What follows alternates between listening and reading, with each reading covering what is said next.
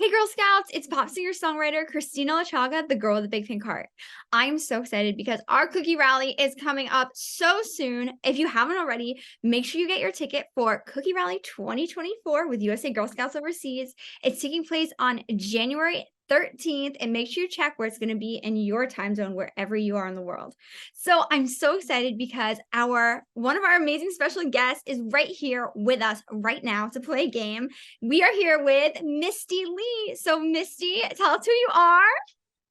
My name is Misty Lee, and I'm a magician and actor in Los Angeles, California.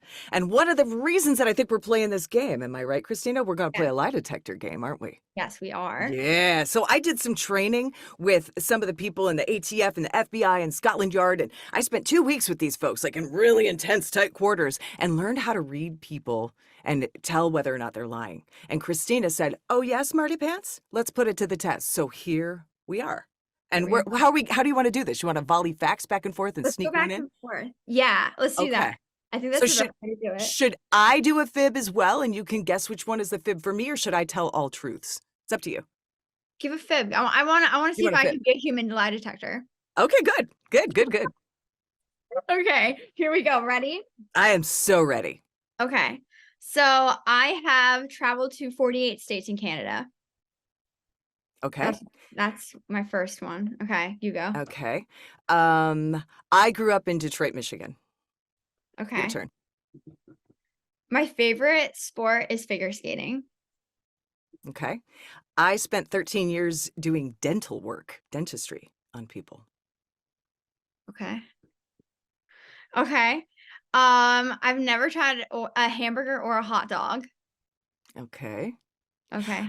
I voiced Witch Hazel in Disney Junior's Mickey and Friends Tricks or Treats. Oh my gosh. If that's true, that's very cool. If that's true, that's very cool. Okay. I'm 5'7". I have 2 cats. Okay. And then I was in the musical Annie 3 times. And I still remember all the choreography. I threw birds out of my jacket at high-paying guests. Okay. Birds. Okay. I'm writing them. Okay. Okay. Character. What was your fourth one? Cats. Uh-huh. Okay. Interesting. So do you want to go first or should I? You go. Well, I'll go first since I'm the one who's supposedly trained, right? We'll see how I do. Okay. I'm gonna say, since you're sitting down, the easiest one to falsify would be your height. Yeah? Oh, How okay. tall are you, kiddo? I'm only 5'3". Hey, there it is. Okay. That was good. Yeah. Okay, your turn. Considering that I interviewed you before we played this game, I have a little bit of insider knowledge. Yeah, and also you were creeping on my bio, and I wasn't very creative. So you said you have, in our interview, you said that you have Midwestern values, so I think you are from Michigan. Uh-huh. Okay. And then I'm going to skip the second one because I'm not sure. Okay. I know that you were the voice of that character in that Disney Junior show. Yes, I was. I saw it. That's really cool. Thank you. It gives me like definitely big Disney vibes. I love that. Okay, your last one was about the throwing the birds. I think you have done that because you did it in shows. Okay, so now I'm down to the 2 cats in the dentistry. Smile. Your teeth look good. Let's see. I would say that your lie is that I'd say your lie is the dentistry. The dentistry is the truth. I have 2 dogs, not 2 cats. But you were so close. And if you go back and watch what we're doing here, if you go back and see it, you're going to see I felt myself do it. The rest of the stuff, I was affable. And when I said I had 2 cats, I got real still. I have 2 cats. Real weird like. right? Like you'll see it. It's super stilted. I felt it happening. And not everybody is trained to like grab that in Yeah. real time. And that's what the training is. You get a baseline on somebody and then you watch for peaks and spikes. Usually that takes a long, long time. And for the girls at home, should we tell them? We should tell them. Yeah. So mine, Kristina did live. I knew which one of hers was a fib before we got started. And I don't know that I would have been able to do it on Zoom because even though we've been here, you didn't really change that much from the baseline of your performative interview personality, right? Really? Like you were like, this is a fact, this is a fact, this is a fact. The trick to that is to really connect with somebody and watch. And when you get out of yourself and you start watching someone else's body language and the way that they say things, it is an incredible lesson. And the reason that I wanted to do it this way was to kind of teach y'all the magic trick behind it. We did essentially a magic trick. Like it just kind of made me look cool. Like, oh, that's the right one. Yes, ding, ding. Well, we stacked the deck in my favor, if you'll excuse the card pun.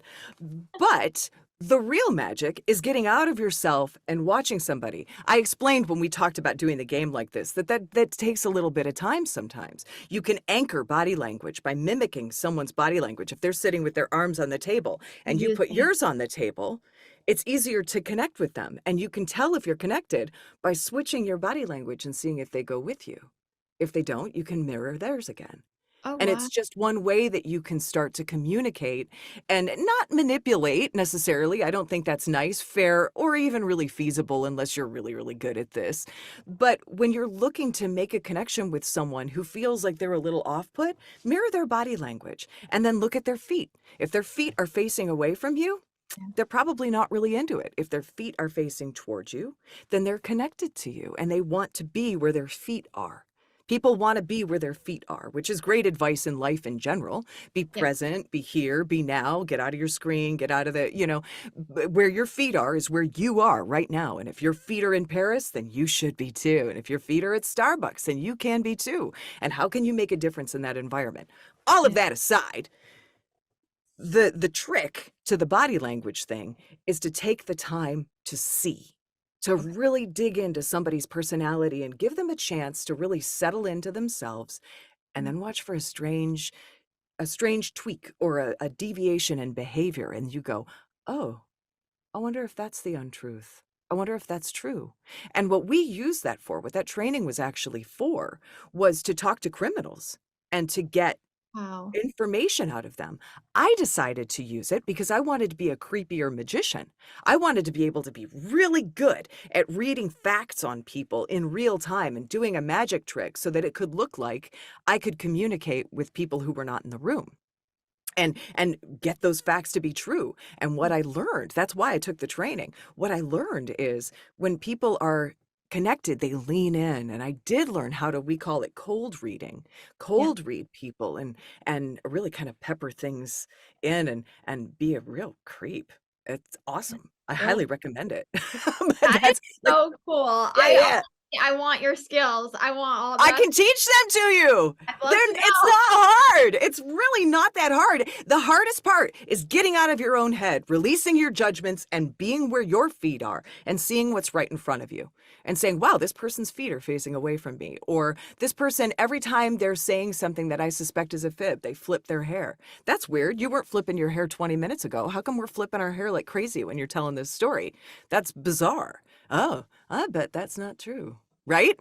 Yeah. Or you can say, if you're being like a creepy fake psychic, you can say, oh, I'm seeing pink wallpaper. And the person leans back and you go, oh, no, it's not pink. It's green, like a seafoam green. Now they like really are leaning in. And you go, gotcha. Right? Like, it was all about, for me as a magician, it was all about I gotcha now. Grab them with your hook and reel them in. I love that. Oh my God. Be a creep. Yeah, sure. Chase that spark and be a creep. That's real nice advice for your girls, right? That's super cool. No, you know what, Misty, this has been so amazing because I think that it's so important to be observant and to like be able to, read the room. And I think they are giving our Girl Scouts the tools to do just that. And when their Girl Scout, the customers come up to their cookie booth, they'll know if they want to buy cookies or not, and they can mark it. Yes. Well, it's super useful in sales. Super useful, right? Well, Evil. It's evil. this has been our human lie detector. I really should have gone with the cats, but it's okay. I went with the dentistry. It's all Hey, good. I think you did great. And I never considering you were, thought. and what I really love about your process is you said, here's what I know. I Mhm. can narrow it down. That's how you expertly take a multiple choice test. You eliminate the stuff you don't, or that you do know is wrong, and then you stick with it. And it's like, okay, I'm going to make an educated guess. And I think that was brilliant use of your critical thinking skills. So good for you. I think next time I would have said, she said for 13 years. And because you said that, I should have been like, that's a really specific thing to add. Oh, Like, yeah. Yeah. See? I think next time I would have not second guessed myself and been like, but she said like a specific number. Like, that's a very, like, why would you add that? You know what I mean? Yep. So I think next time I'll listen better to myself. Yeah, girl. Listen how smart you are. I love it. Now I want to like crack open all the other stuff. And I'm like, oh, if you lose something and you really want to try to remember where it is, think backwards from the last place you had it. You know, it's like, okay, where did I have this last? And then, if you really want to remember things in great detail and try to really get somebody to tell you the truth, have them tell you the story in reverse order. Because it's really hard to keep track of fibs if you're peppering details into a backwards story. Backwards is hard enough to remember. So it helps you find things and it helps you get truth to go backwards. Oh my gosh. Oh my gosh. Girl Pretty Scouts. cool, right? Write Yeah. these notes down. Get your pen and paper out and now watch the video in reverse. No, just kidding. Go to the beginning. Thank you, Misty. Oh my You're God. welcome. Oh, let's do our little heart thing. I almost passed the test. You did great. You did great. I had the answer in front of me. So I mean, considering that, you did real well. I'll take it. Thank you. See you, Cookie Rally. Bye. We got the magic. It's all you on me.